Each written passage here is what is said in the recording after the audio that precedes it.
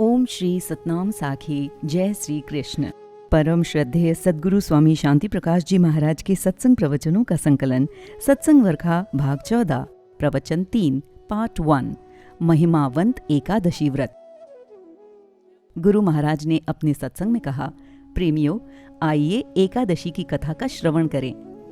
एकादशी के व्रत की सभी संतों महात्माओं ने प्रशंसा की है।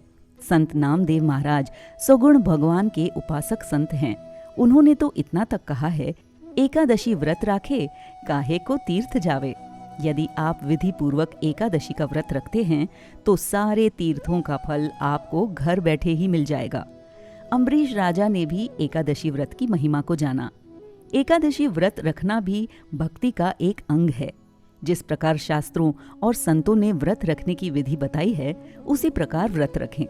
उपवास का अर्थ है उप यानी निकट, वास यानी रहना, अर्थात एकादशी के दिन अन्य सभी कामों से किनारा करके उस भगवान, देवताओं, धर्म एवं सत्संग आदि के निकट रहें।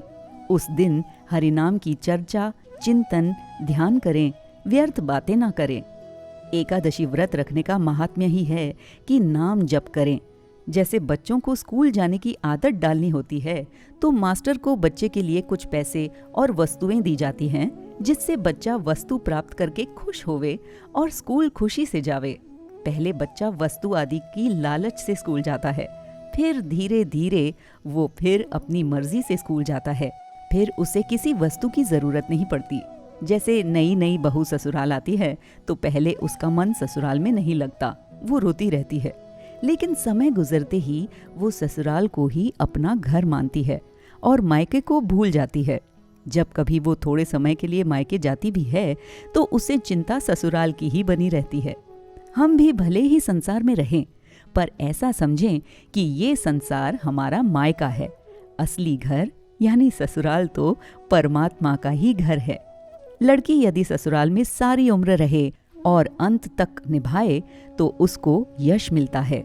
यदि वो मायके में रहेगी तो शोभा नहीं पाएगी। संतों ने कहा है कि इस मायके यानी संसार में सदैव नहीं रह पाएंगे। यदि लड़की 2-4 महीने मायके में आकर रह ले तो लोग तरह तरह के अनुमान लगाते हैं। भले ही वो अपने माँ बाप का खा रही है तो भी लोग कुछ न कुछ कहते ही रहते हैं। तो यहाँ यानी संसार में भी यदि ज्यादा रहेंगे, बूढ़े हो जाएंगे, तो लोग कहते हैं कि इसने तो कौवे की हड्डी खाई है, यानी दीर्घायु होने पर हमारी संसार में शोभा नहीं रहती। बोलिए सतगुरुदेव भगवान की जय।